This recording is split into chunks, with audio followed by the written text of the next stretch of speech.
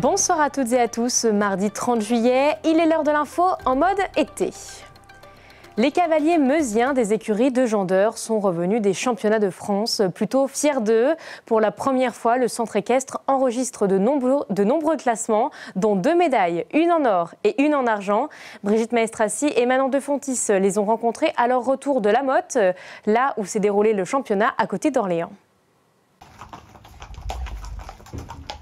Sur leur crinière trône désormais un ruban tricolore. Ces chevaux des écuries de Jandeur et leurs cavaliers ont été récompensés pour leur performance au championnat de France. Parmi les 8 représentants du centre équestre, 7 cavaliers se sont bien classés, 2 médailles ont été remportées. Une première en argent grâce aux 4 membres de l'équipe cadet. Une première participation bien récompensée. C'était stressant, mais c'était bien, on s'est bien amusé, puis c'était un rêve, quoi. C'est incroyable. On a fait des entraînements quand on montait pas, et après il y avait les 3 autres jours où on montait, et du coup on a fait 2 fois la compétition. Après on est allé en finale, et du coup il y avait la remise des prix dans la carrière d'honneur. Et du coup, on était super contents d'y aller. Il y avait quoi comme épreuve sur ces 3 jours? La même épreuve, c'était du saut d'obstacle club 3. Okay. Mais le dernier jour, on a changé de carrière. Ok, c'est-à-dire? On est passé de la carrière 28 à la carrière 19. La deuxième médaille, elle, en or, a été gagnée par Lily Rose et sa jument Victoire. Un cheval habitué des podiums qui porte bien son nom puisqu'elle a déjà été championne de France en 2019. C'est avec une nouvelle cavalière qu'elle obtient une nouvelle fois ce titre. C'est super stressant, mais j'ai adoré, c'était super. Ça fait longtemps que j'en rêve et de gagner aujourd'hui, c'est un rêve, clairement. C'est plein de sacrifices et aujourd'hui ça paye et voilà quoi, c'est super.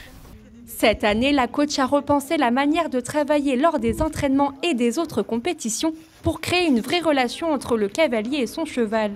Le but, obtenir les meilleurs résultats possibles à ce prestigieux concours. Tous les couples en fait qu'on a amenés au championnat de France ont travaillé une année ensemble, c'est-à-dire que les cavaliers avaient une demi-pension sur leurs chevaux, c'est-à-dire qu'en concours ils montaient prioritairement ces chevaux-là, en cours également.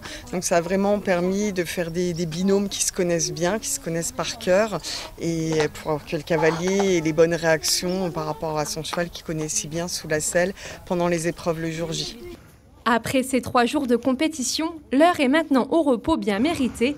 Les cavaliers partent en vacances et reviendront à la rentrée pour commencer les premiers entraînements. Ce week-end à Chevillon, c'était la 3e édition du festival Shifumi, un événement familial et convivial. Au total, plus d'une 50aine d'artistes se sont produits durant ces 2 jours, des spectacles musicaux ou encore théâtraux. Les visiteurs étaient plus que ravis. Céline Moreau a capturé pour nous ces moments de joie. De la chanson française au rock'n'roll. Ce soir, les Chevillonnais ont pu rire, s'émerveiller ou encore chanter. On espère que ça va continuer comme ça toute la soirée, c'est vraiment bien. C'est génial, très bonne animation. Ça commence bien, ça plaît aux enfants, voilà, petits et grands. Durant 2 jours, Chevillon s'anime au rythme du festival Shifumi. 17 spectacles sont répartis dans le centre du village. Plus d'une 50aine d'artistes se produisent sur scène ou dans la rue. L'objectif est de créer des moments conviviaux et promouvoir la culture dans les villages isolés et ruraux. C'est un festival familial de spectacles vivants. Donc le but c'est de réunir la famille, les enfants, les petits-enfants, les grands-parents, les tontons, tatas et de passer un moment ensemble autour de spectacles pluridisciplinaires, donc des concerts, du théâtre, du cirque, de la musique et surtout de tous retrouver notre âme d'enfant, tous ensemble. Le festival est ouvert à tous et gratuit. Au programme, spectacles musicaux, théâtraux et surtout de la bonne humeur, ce chanteur propose un spectacle de jukebox. Il tire des chansons au sort dans son chapeau, tourne la roue des styles musicaux et propose un remix. Le public chante alors avec lui.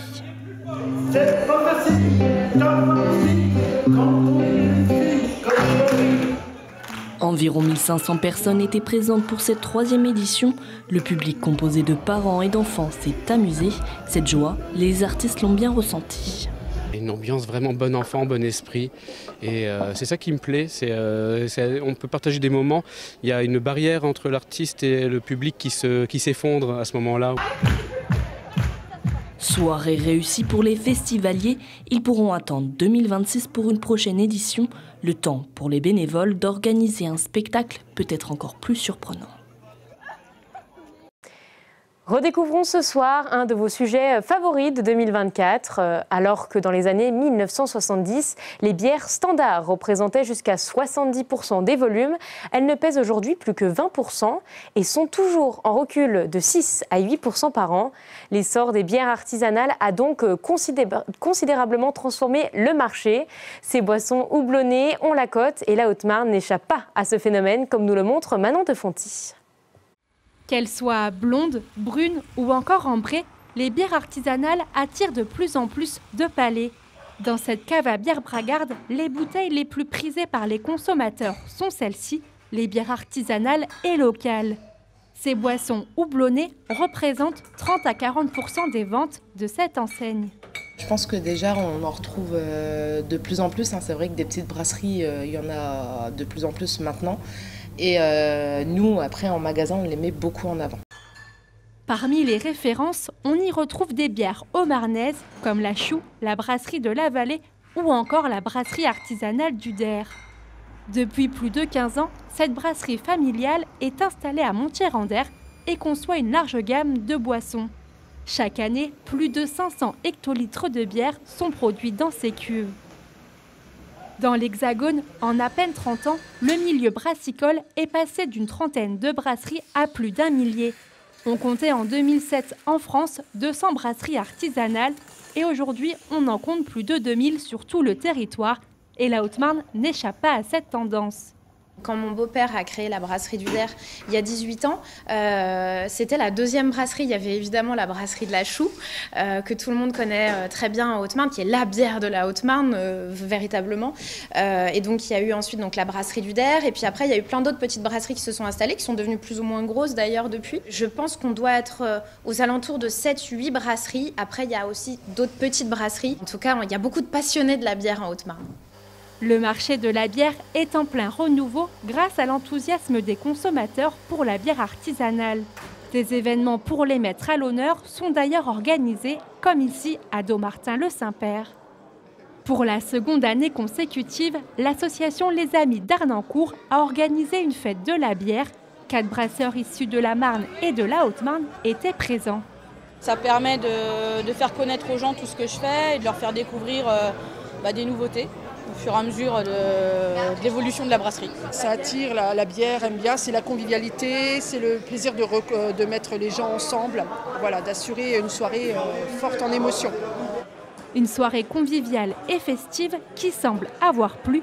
Plus de 400 personnes étaient attendues pour déguster avec modération une large gamme de boissons houblonnées sur un air musical.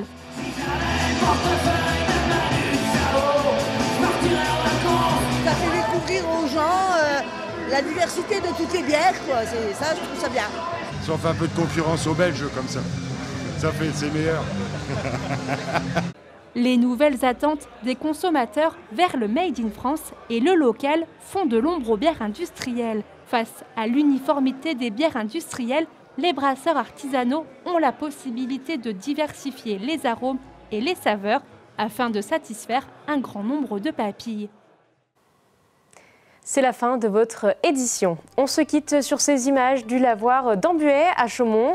Utilisé dès le XVIIIe siècle, ce lavoir presque unique en son genre pouvait accueillir près de 100 lavandières. Il a récemment été nettoyé par l'association du Vieux Chaumont.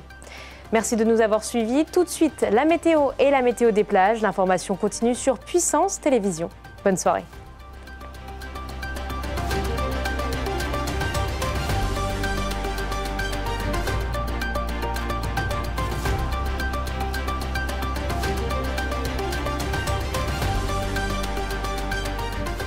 Toute l'actualité en continu à retrouver sur notre site internet et notre application mobile.